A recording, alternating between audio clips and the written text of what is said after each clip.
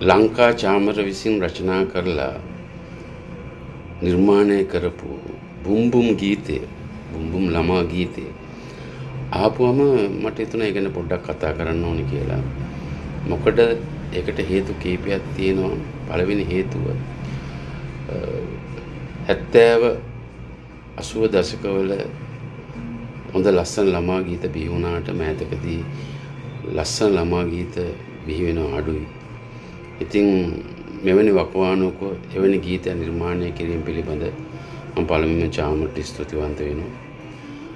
අනිත් එක ඒ ළමා ගීතයේ තේමා හැටියට තෝරගෙන තිබුණේ අපිට මේ හරිත ලෝකයක තියෙන වටිනාකම. ඔහු ඒක ළමයින්ට තේරුම් ගන්න පුළුවන් විදියට සරල භාෂාවෙන් හොඳින් කරලා තියෙනවා අපිට හරිත ලෝකයක් අවශ්‍යයි කියන එක. ඒකට මම ස්තුතිවන්ත වෙනවා.